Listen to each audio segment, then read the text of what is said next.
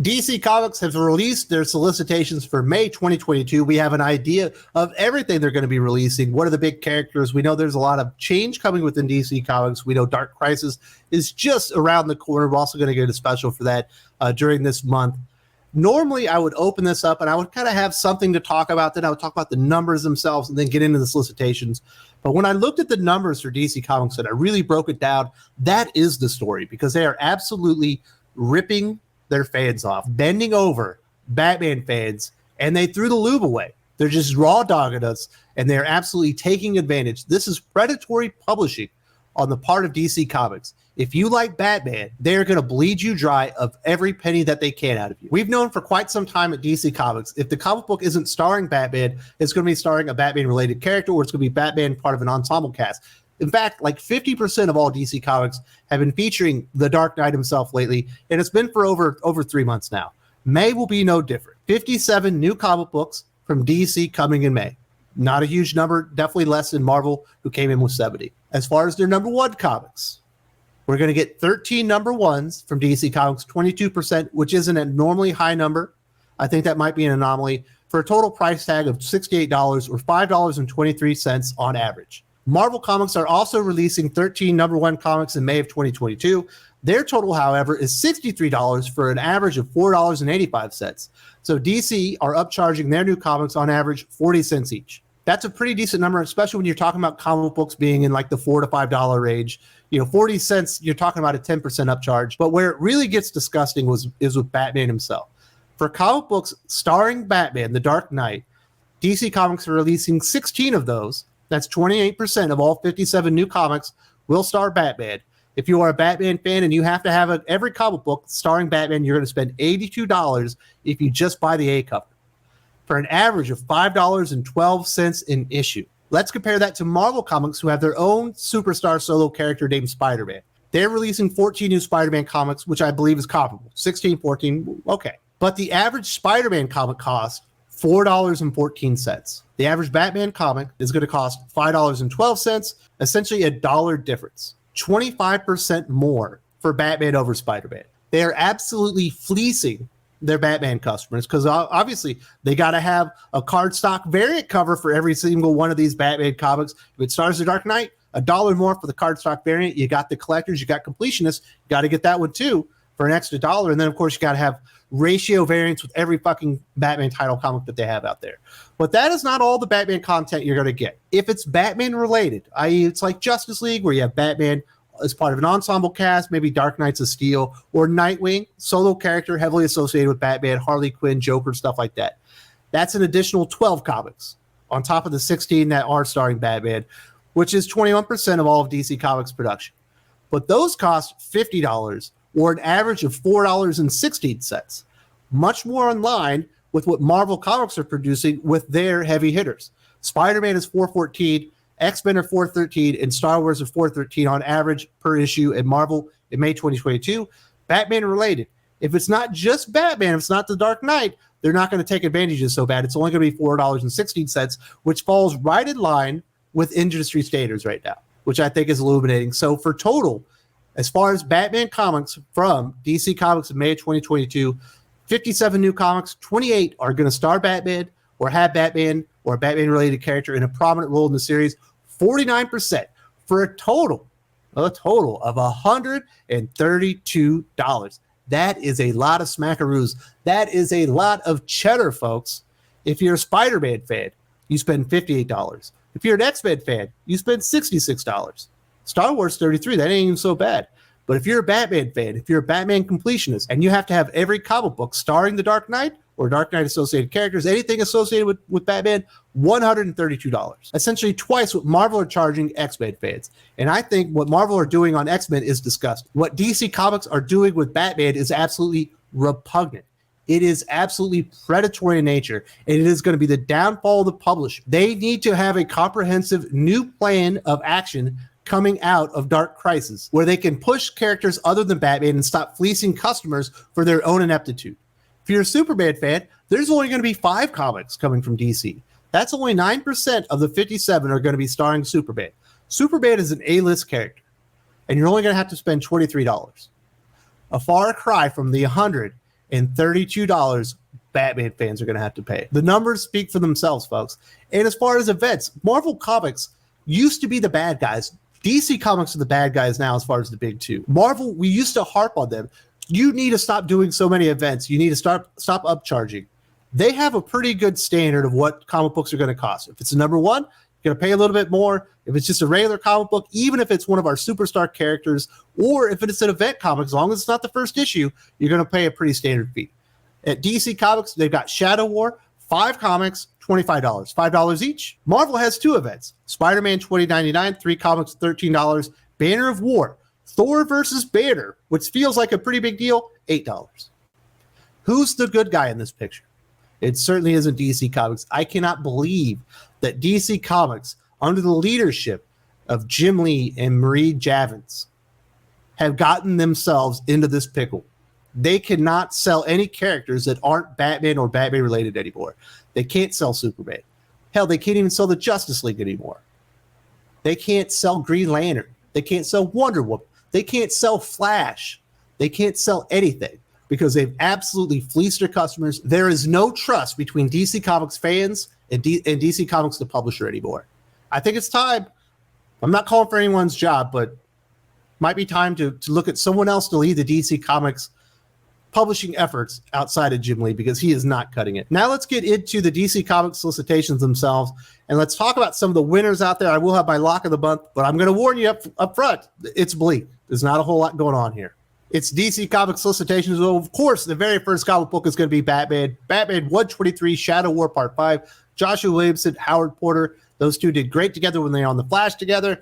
Batman and Robin finally united for $5. Deathstroke Inc. number 9, Shadow War Part 6, Joshua Williamson, Paolo Pantalena. A tragic death sends the Shadow War into overdrive, and Batman and Robin must solve the mystery before more blood is shed. Meanwhile, Deathstroke regroups with the Secret Society to plan an attack on Talia and the League of Shadows. Robin number 14, Shadow War Part 7, Joshua Williamson, Roger Cruz, and Norm Rapid. Batman Inc. versus the League of Shadows versus the Secret Society. Deathstroke versus Talia, and only one will walk away from the fight alive. And it's only $4. That's a pretty good price. Shadow War Omega number 1, Joshua Williamson, Steven Segovia. Fantastic artist, going to look really good. $6 because it's the finale, because, of course, they need to bend you over with no lube a little bit more. Shadow Warzone number 1. Remember we had the Joker Warzone number 1? Apparently that's going to be a new thing here at DC Comics. Joshua Williamson, Ed Brisson, Stephanie Phillips, and Nadia Sheamus for $6. Why did DC keep tacking on these shitty creators on the back of pretty decent creators? Joshua Williamson, really, really good. Ed Brisson, pretty darn good. Stephanie Phillips, heck. Nadia Sheamus, not even worth the time to talk about it. And of course, they're going to homage Days of Future Past here, because there are no classic Batman or DC Comics covers to homage. They've got to do Marvel X-Men. That's where DC Comics is right now. They don't even respect their own history, that they go and they steal from other people. Batman Fortress number 1, Gary Whitta, Derek Robertson. I did a full video on this one. Going to look great. Got a really good artist. Worst time in the world to make your debut on Batman. Batman 2022 Annual number 1, Ed Brisson, John Tibbs. John Tibbs being the artist from Superman Son of Kal-El. Actually pretty darn good. $6. Ooh, thanks for taking it easy on us, DC Comics. Follow the events of the Abyss story arc. Batman has now tasked Ghostmaker to finance and lead Batman Inc. Well, thanks for the spoilers. Don't put spoiler warnings in your solicitations. Batman One Dark Knight number 3, Jock by Jock. $7, 48 pages. This is going to be the end of it. I know there were some delays on this bad boy. Really enjoyed the very first issue, but there is a lot of Batman out there. I can understand if you have to take a break. It is $7, and it ain't that hot. Let's put it that way. Flashpoint Beyond number 2. How could you get me to not want to read a Jeff Johns comic book? You throw Tim Sheridan on it. It's actually pretty difficult to make Jeff Johns unappealing. Tim Sheridan's one of the ways you do it. Jeremy Adams? Absolutely. He belongs there. His Flash has been fantastic. It's DC Comics for you. Great. More Psycho Pirate. That character is not overexposed either. Flashpoint Beyond number 3. I think I already made my point. Flashpoint Beyond number 4. Tim Sheridan's still there. The Flash, the Fastest Man Alive number 2. I believe this is in conjunction with the film that's going to be coming out. Kenny Porter, Juan Ferreira. Juan Ferreira is absolutely a badass artist. Great to see him on a Flash book. It's going to look fan-fucking-tastic. Barry Allen's early days as Flash continue. Barry struggles to balance his new job as a hero with his internship at the crime lab. I don't know, man. $6 for a comic book that's basically retelling you the story that you already know. Seems a bit much to me, doesn't it to you? Action Comics 2022 Annual #1. Philip Kennedy Johnson, Cy Spurrier, Dale Eaglesham, Ian Churchill. As the Warworld saga reaches a breaking point, battle lines are drawn between two towering forces at odds, Mongol and Superman. $6. Man, they are really, really fisting you with these annuals, aren't they? Right up the ass. $6. Jesus. And it's not even like a separate story, right? Normally, or back in the day, an annual would just be like its own standalone adventure. Now they're tying it into all the stuff you read in the ongoing. So it's not like you'd be like, well, I don't want to spend the $6. If you want the Warworld Saga, you probably have to read this. And Warworld Saga has been fantastic. It's been one of the 2 or 3 best stories that DC have been putting out for the last 6 months. Aquaman Andromeda #1. This is actually coming out, I believe, in June. I'm very excited about this with Ram V. Christian Ward on a horror-based Aquaman comic story about being in the deep. I'll spend the $7. It feels like it's probably going to be worth it. New take on Aquaman. I did a full video if you haven't seen it already, and I'm excited. Earth Prime Legends of Tomorrow #3. So this is one of those Arrowverse comic books. Lauren Fields, Daniel Park. Don't know who the fuck those guys are, but $6 is a lot of scratch for comic writers. I don't even know who they are. I imagine they're associated with the Legends of Tomorrow show, and I don't think that show's that good, to be completely honest. Earth Prime Stargirl #4, James Robinson, Paula Sevenbergen, Jerry Ordway. Why isn't Jeff Johns writing this? Isn't like Stargirl host character? Isn't he developing her for the Arrowverse? $6 once again. At least James Robinson's a real writer. Jurassic League #1, Daniel Warren Johnson, Juan Gedeon on art. I'm going to be all over this one. I'm going to be like all over this, like white on rice, baby. I've already done a video on this, but I'm actually pretty excited. I think this might be a comic book I can actually read with my 6-year-old. Is definitely something that gets me excited for comic books nowadays. There just isn't much out there for little kids. So I think this take on the Justice League, the Jurassic League, might be a lot of fun. And he loves dinosaurs. Maybe I can get him to read a DC Comics and put down Dogman. Nubia Coronation Special #1. My goodness. If first you don't succeed, try again and again. Stephanie Williams, Vita Allen, Marguerite Savage, Daryl Banks, Jill Thompson, Aletha Martinez, Nicholas Draper Ivy, Becky Cloonan, and more. $6 for a Nubia Coronation Special from Stephanie Williams and Vita Allen. They can't move Nubia and the Amazons for $4, but they expect people to go in there and now pay 50% more for the same shit. Why would they be doing a Coronation Special now? She's been Queen of the Amazons for like a year. This shit is so backwards. DC is just fucked. That's what it is. And you wonder why you can't sell anything but Batman, because they only put the good creators on Batman. They put shit like Stephanie Williams and Vita Ayala on everything else. Not that anyone was ever asking for a Nubia fucking Coronation Special comic book to begin with. God. DC versus Vampires Hunters #1. Apparently we've got a little offshoot. Now it's a one-shot. Matthew Rosenberg, Neil Googe. Those John Boy Myers covers are damn good. I'm glad DC kind of brought him in. He's a really good artist. Danger Street #1, Tom King, Jorge Fortes. I like Jorge Fortes. I wouldn't mind seeing him on some good comic books. I definitely mind seeing him on some more Tom King comic books. Joining the Justice League is a goal for any superhero. But what happens when a Questor membership takes a sinister turn? Join Starman, Metamorpho, and Warlord as they look to prove themselves worthy by summoning and defeating Darkseid in battle. Soon they'll learn that calling upon a new god never ends well, and their world is headed for a crisis as a result. Anything with the word crisis in it associated with Tom King is an absolutely never in my fucking life again. 12 issues of garbage. Blood Syndicate #1, Jeff Thorne, Chris Cross, and Juan Castro. I imagine Chris Cross will be doing the layouts and Juan Castro will be doing the finishes. As far as the Blood Syndicate, this is something I know that a lot of people have been waiting for or are kind of excited for. I want to believe Jeff Thorne, have good feelings about him. But I do feel like I got bait and switch pretty hardcore on Green Lantern. We'll see how Blood Syndicate goes. I don't personally think the Milestone stuff that's out right now is all that great. I've been pretty much disappointed, even in the stuff that I thought was going to be cool. Duo #1, Greg Pak, Koi Pham, and Scott Hanna. When Milestone returned, Reginald Hudlin and Dennis Cow weren't planning to stop there. Now they're welcoming you to a new realm of original characters extending beyond Dakota. Welcome to Earth Them. Nanotech engineers Dr. Kelly Vu and David Kim. Well, I should have been able to figure that one out. Greg Pak is only allowed to write Asian characters. If he's not available, it's Alyssa Wall. There's something definitely wrong with comic books and the way that they're hiring people right now.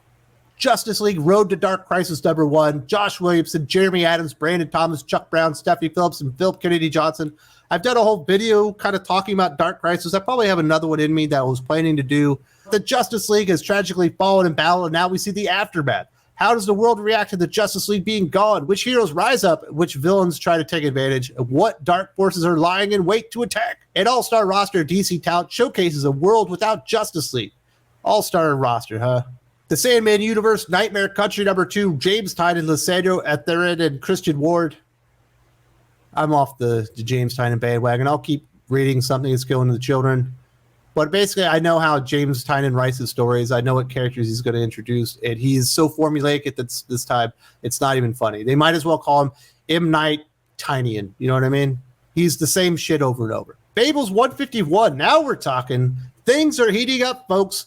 Bill Willingham, Mark Buckingham, returning to the Fable universe just in time for the 20th anniversary of its launch. The acclaimed blockbuster that defined an era of Vertigo returns with an all-new 12-issue story, The Black Forest, a tale that picks up right where Fables 150 left off, providing a new entry point into the world of Fabletown. Thank you. This is awesome. We need something out there that's an alternative to Batman and really an alternative to DC Comics' fucked up continuity. So I say thank you very much to whoever brought back Fables. You did something good, and I will support this, and hopefully other people do as well. Action Comics 1043. Philip Kennedy Johnson, Riccardo Federici. The next chapter of the World saga begins following the victory of the Superman and the Fellowsians. I thought Superman was dead in Justice League. I guess nothing really matters, right? Isn't that what they tell us about the Autoverse? Everything matters. Well, apparently it doesn't, because fucking Superman died in Justice League, and right here he's in this story, which I am going to read because it's been good. In fact, I'm not going to call this my lock of the month. There's a better comic book coming up. But it definitely makes you frustrated. The reason that you invest in a shared comic universe is that there are repercussions that go greater than your comic book. The ripples are felt throughout the entire comic book universe that you're reading. And that's just not the case with DC Comics. They think we're idiots. They don't understand why people come to the table for a DC Comics universe. Like, why invest in DC when I could just go read something on the indie scene? They don't have shared universes either. Aquaman #4, Chuck Brown, Brandon Thomas. Batgirls #6, Becky Cloonan and Michael Conrad, Jorge Corona. Oh, man, I feel so bad for Jorge Corona. Such a nice artist. Could be doing some great things, but this comic book is unreadable. And they are the new writers on Exo-Man World. I have something to say about that tomorrow. Batman Beyond Neo Year #2, Colin Kelly, Jackson Lanzig, Max Dunbar. I think Colin Kelly and Jackson Lanzig aren't very good creators. I don't think they're a very good pairing as far as writers go. Just my feelings. I'll probably check out the first issue and see if there's anything to this. I do not have high hopes. Batman Beyond the White Knight #3, Sean Gordon Murphy. Lock it up, folks. This is the only thing that I really feel is guaranteed to be good from DC Comics, probably in all of 2022. I have no faith really in anything that DC Comics are doing. They're going to have to do a lot of work on Dark Crisis to get back my confidence in what they're doing, but I do have confidence right here. The future of Gotham is coming to destroy its past. Batman, murderer, after discovering Bruce Wayne facilitated the murder of his father. What? Terry goes on the hunt, ready to unleash his Batman Beyond. Somebody's yanking that guy's chain. There's no way Batman would have killed his father. I'm just putting that one out there. Hopefully he's able to prove his innocence. This is going to be a fantastic comic book, and you should absolutely be ready to spend $5. In this case, $5 well worth it. Batman Killing Time, Tom King, David Marquez. Batman the Night #5, Chip Zdarsky, and Carmine does something or other. I don't think that this series is absolutely necessary, but it is good. And there's not a whole lot of good DC Comics out there. So if you're looking for something, yes, this is Batman related. It's not an alternative to that, but it's also not in regular continuity, which, well, there is no regular continuity. Why even say that kind of stuff? But it's a good comic book. If you need a good comic from DC and you're okay with Batman, read Batman the Night. If you can't read Batman, don't read this. Batman Urban Legends #15, the comic book I don't think anyone's reading. V.I. Allen, Mark Russell, Che Grayson, and Joey Esposito for $8. Fuck me, these guys are delusional. Batman Superman World's Finest #3. Mark Waid, Dan Mora. I'm hearing Batman Superman World's Finest is actually really, really good, at least the first issue. I do not like Mark Waid, but I love Superman. And I really like Batman, and I really like Dan Moore's art. It's a conundrum. Is Mark Waid on my never buy list? I don't know that I can skip out on a good Superman comic at this point. There just aren't enough of them out there. And there just aren't enough good DC comics out there. I hope that it is good. If it is, I'm going to jump in on it. I am going to feel dirty about it, but I just can't. I can't be passing up good comic books at this point. There just aren't enough of them out there, and I read enough bad comic books. Also looks like we're getting Superman Blue. Catwoman 43 from Titty Howard in Bengal. I reviewed the very first issue with Josh. We both agreed that it was completely fucking unreadable. And that might be one of the worst comic book covers I've seen in a while. That is just atrocious. No other way to put it. Detective Comics 1060. I guess it's not an event anymore, so it's dropped to the bottom. Still $5, though. Mariko Tamaki, Nadia Sheamus. They really tried to make Nadia Sheamus a thing. It's not going to happen. Ivan Reis, dating Mickey. Batman has deployed one of his most powerful weapons in the hunt for the mysterious bobber plaguing Gotham City. But it's not the Batmobile, the Batwing, or even the Batarangs. It's Bruce Wayne. Future State Gotham 13, Dennis Culver. Harley Quinn number 15. I think this is probably the worst creative pairing in comics. Stephanie Phillips and Riley Rossmo. They're so far in over their heads equally that it just makes the perfect shit soup of a comic book. If you haven't checked it out, it's something to behold. You never would have guessed DC Comics would put out a comic book this bad 2 or 3 years ago, but it's starting to become the norm now. I Am Batman number 9, John Ridley. Read his Black Panther. Don't read his Batman. Justice League versus Legion of Superheroes 3. Why they should have just killed this thing after the first issue. This thing was atrocious. Brian Michael Bendis, Scott Godlewski. Man, this fucking reeked. Just let Bendis go to Dark Horse full time already. God, he's the fucking bane of DC Comics readers' existence at this point. Looney Tunes 266. Unfortunately, this is probably a highlight for DC Comics in May of 2022. This is probably one of the only comic books that you can guarantee aren't going to be awful. Monkey Prince number 4, Gene Yang, Bernard Chang. Apparently, there's no faith in old Monkey Prince as a character. Got to have Batman and Robin on every single cover. Naomi Season 2, Brian Michael Bendis, David F. Walker, Jamal Campbell. This thing will probably be pretty good because I think Bendis just outlines the story and then David Walker fixes it for him. And Jamal Campbell is actually a pretty good artist when he's not being a dipshit. I don't like Naomi. Terrible in the Justice League.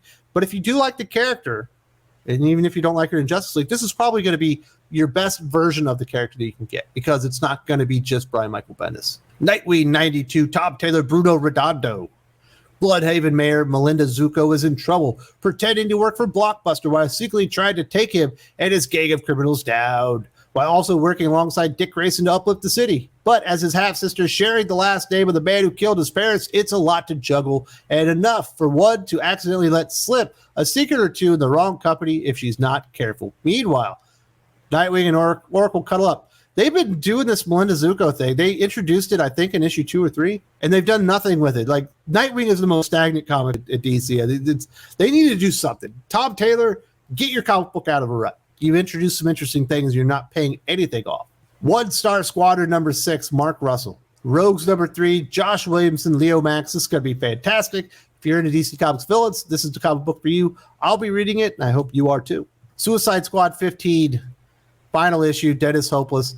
Why even print it? It's just going to suck. What a tragedy. People actually like this comic book. Superman Son of Kal-El number 11. Tom Taylor, Sia Dorby. Jonathan Kidd has faced many challenges in his life with both Superman and Super Son. But what will the first son of the last son of Krypton do in the face of metahuman bombs?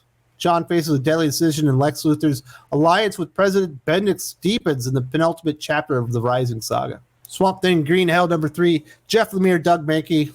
That's a damn good creative pairing right there. And I do like me some Swamp Thing. Look at that. That is a fucking cover right there. Task Force Z, Matthew Rosenberg, Eddie Barrows. I had to make a choice between DC versus Vampires and Task Force Z. DC versus Vampires 1. Teen Titans Academy 15, Tim Sheridan, final issue. This should have been Tim Sheridan's final issue at DC Comics, period. They should not have contracted him to write anything else. Really sucks that he's on Flashpoint, but if you're a Teen Titans fan, this is a godsend. Hopefully we have brighter days ahead. This comic was atrocious. The Flash 782, this thing has been a banger. It's so good. Jeremy Adams, Fernando Passarin. The Speed Force on lockdown. Some of the rogues are plotting something big inside Iron Heights. The Flash goes inside to root out the problem. I like it. He's going undercover. I dig it. Nice house on the lake, #9. What I said about James Tynion earlier on Sandman still applies. Whoa, is that James Tynion? Did he put himself on the cover? That's weird. He did. That is really strange. Why would James... No one wants to see you in a fucking sauna. I don't care if there's blood. All I can see is your fat belly. Get out of here. Swamp Thing 13, Ram V, Mike Perkins. Just never really got me. Wonder Woman 787, Becky included Michael Conrad. Wonder Woman Evolution 7, Stephanie Phillips and Mike Hawthorne. He also does the cover. Look at this face on Wonder Woman. Mike Hawthorne should never, ever illustrate a Wonder Woman comic again in his life. And Stephanie Phillips should never write another DC comic again in her life, and specifically not Wonder Woman.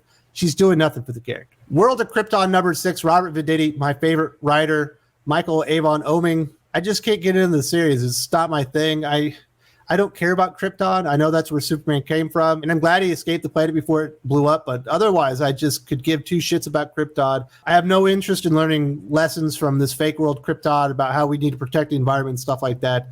Not even Robert Venditti can save a premise like this for me, unfortunately.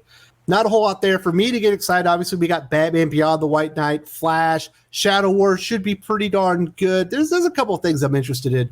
Looney Tunes might be the sleeper hit that you're looking for as far as DC Comics, but it's pretty bleak. Earlier, I talked about some of the numbers for DC Comics in May of 2022, but I also just did a sales analysis video for DC Comics in January of 2022, and the numbers are more horrifying than you can possibly imagine. You haven't seen it, and the way this is broken down, it does not look good for the future of DC Comics. They need to get things right in Dark Crisis, because this is terrifying.